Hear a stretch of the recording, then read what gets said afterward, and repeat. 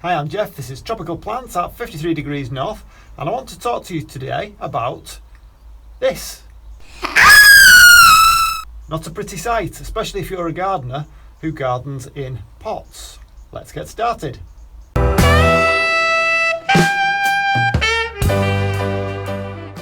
And we're in.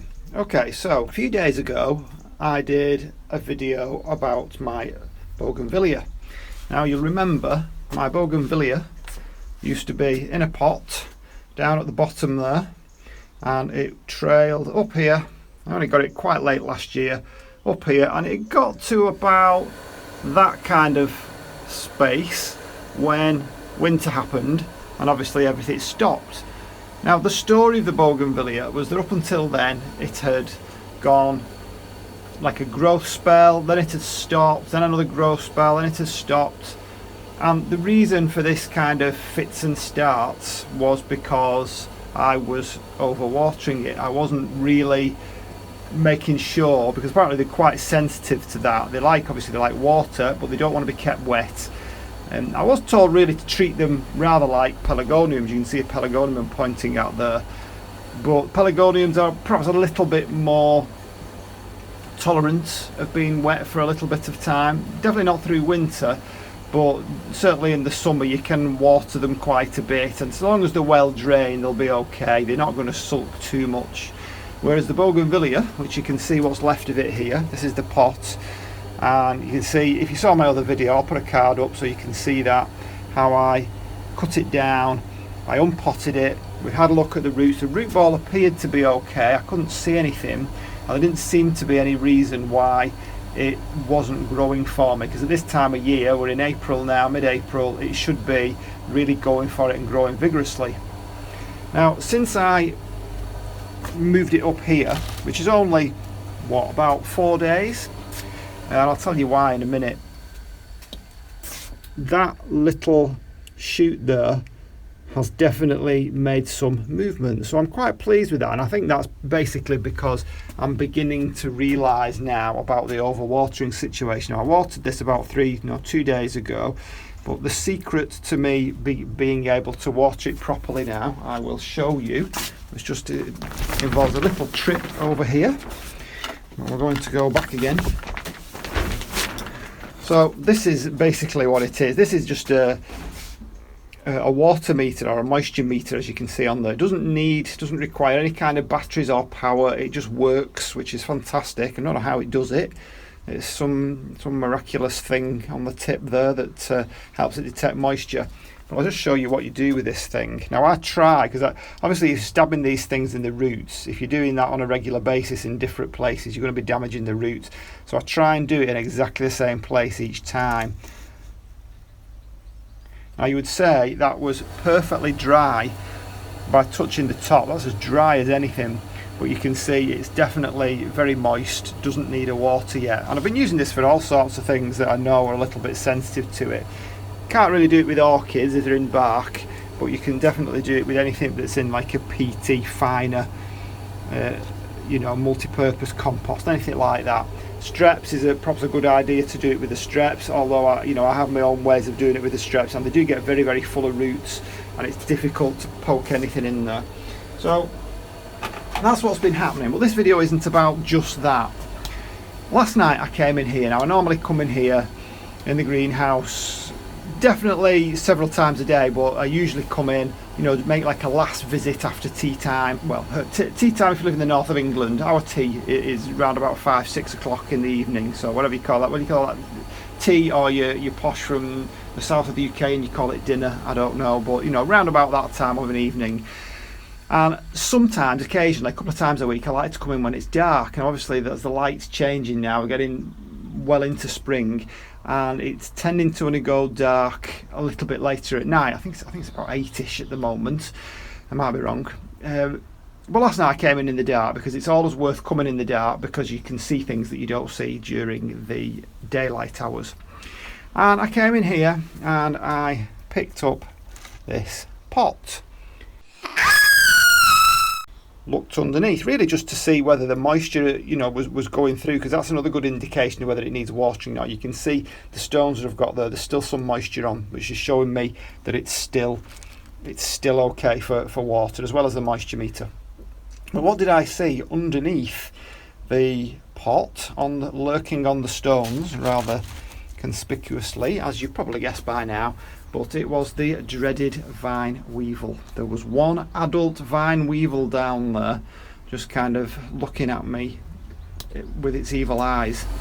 Now, if you are a gardener and you garden in pots, or you have lots of plants in pots, then vine weevil it certainly ranks among public enemy number one. It might not be the public enemy number one, but for me anyway, in a greenhouse, it's high up on the list. There are other public enemy number ones that might tie, like for example the red spider mite is definitely high up on the list, and the recently discovered cyclamen mite, which was munching away all my streptocarpus, all my cake primroses. Let's just talk about this. I'll do another video on the cyclamen mite and the streptocarpus mite, but for now I just want to discuss this particular one and what I've done about it. So what it does, this thing, if anybody hasn't come across it, it's a beetle that crawls around. It doesn't fly, so I'm thinking that it's got in. I mean, I have these double doors which I open up, but I have this curtain here, but down at the bottom there's got to be a gap, otherwise they won't swing.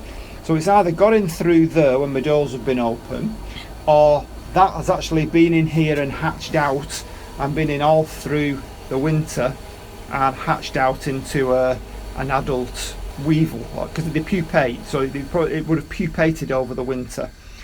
Now, the fact that it was underneath that pot, and this has recently been repotted, it could have been amongst the roots of this plant, which may give some indication of why it didn't do that well later on. Now, usually what happens is, so the adult the adult beetle comes along and it lays its eggs on the soil. Now, I know you might think that's an egg, but it's not. These are fertilization granules, but the eggs of the vine weevil do look strangely quite similar to that, curiously, and they can lay hundreds up to thousands of these eggs through one season. You only need one grub in your pot, and that one grub, as it grows older, will completely eat every single root. They're very partial to streptocarpus roots. Now, if you've got some pots on the ground there, because even though they can't fly, these beetles, they are proficient crawlers and climbers. Now, I think what's happened for mine, and I think back last year I did have a number of streptocarpus that got attacked, and it was the ones that were on the floor. So I'm thinking if it's coming in through there, it's easy for them to crawl up and over, lay its eggs in the soil there, and the first you know about it is when it's too late, because your plant just flops and there's no rigidity in the leaves. Now, the only problem with streptocarpus is that the leaves flop and wilt if you've underwatered them. They also flop and wilt if you've overwatered them, and they also flop and wilt if you've got one of these little vine weevil grubs. Now, if I've not already put a picture up, I'll put a picture up of what they look like. They're like a little C-shaped grub, little creamy white C-shaped grub with like a brown head to them, or a black head to them. You only need one in your pot, and it will completely deroot your plant in quite a short period of time, actually, because that's all they eat. They start off eating the hairs of the roots, and then they move on to the roots, and they'll eat it right the way up to the top. Now, with streptocarpus, because they root so easily, if you manage to kill the grub off, they will, they'll come back and they'll root again. So whether you think it's worth doing that or not, worth treating it and then putting it somewhere into like a quarantine I know none of us want to discuss quarantine at the moment, but that might be something if you want to save the plant, or better still, just take a cutting from one of your others, take a leaf cutting. I've got videos on them as well. I'll try and put a card up for that, and you can grow some more. If you've got grubs in the garden, then what these grubs will do is they won't just stick to one plant, they'll move from one to the other, so you don't really notice them in the garden as much. But for goodness sake, keep them away from your pots. Now I've got this totally enclosed area, and once something is in here it can completely run rampant. It can just go from one plant to another. It's nowhere else to go. It's kind of trapped inside, so I've really got to be vigilant and make sure that I keep my eye on these things. The fact that this beetle was underneath the pot, I don't really know how else it could get under there unless it had pupated and hatched out. It was in amongst the roots already. Maybe, you know, that was the cause of it. I mean, like I say, Bougainvillea are supposed to be very, very vigorous. They're very vigorous growers, and I just wasn't seeing that. So that perhaps is something for me to think about. So what I'm going to do now, obviously it's too wet now. I've already watered it. That's going to cause a problem. So what I need to do is to make sure that this is treated. I may well treat my other plants as well that I know are susceptible. Orchids were okay. We can see if there's anything in the pots, but all these pots that I can't see into. So we're talking about my pelargoniums. Obviously this Bougainvillea where it was found, that's going to be treated. All these streptocarpus are going to need to be treated. I'm not going to wait to see whether there's a grub just about to hatch out and wait for them to wilt. I'm going to do them next time they need watering. And what I've been using, okay, I have this Bug Clear Ultra, which is the same as the spray, it's just in a bottle, and it just gives you, you know, a little bit more of an idea of how much you need to kill the vine weevils and the larvae. I don't know whether it does anything to the eggs or not. You know, if you've got a pot and there are some eggs in there and you go and treat it with this vine weevil killer, whether it'll kill the eggs or you've got to go and treat it again in, say, 10 days time, that's something I'm going to have to look up. I'll have to obviously read what's on the side of it and see what it says. So I thought you might find that interesting. So that is possibly a cause of why my Bougainvillea isn't doing what it's meant to be doing. I've lifted it up. I may well have to lift up these streptocarpus down here to make sure that they don't get this vine weevil. If there's one in here, there might be more. So I'm going to increase my visits into the greenhouse on an evening. I'm going to come in when it's dark. I did find a slug as well. You know, these things get in, especially when you've got pots. I've got the dahlias down here. They'll be out for the rest of the year. You know, you bring them in, you do all you can to make sure that they don't have anything in the pots, but things do escape and get inside, and then you're struggling. So yeah, I thought that would be interesting. So if anybody has, you know, pots like this and they can see that the leaves are wilting, it might not just be the watering. It's definitely worth unpotting it and having a look, and making a visit on a night time, see if you can see what the problem might be. So I shall leave you with, this is Streptocarpus, I think it's polka dot purple, yes, polka dot purple. This is just opening up, and it's lovely to see all the Streptocarpus doing their thing now. There's another one over here, there's pink layla over there, lots of flower spikes on the streps. And for now, that's it, and I'll see you on the next one. Bye!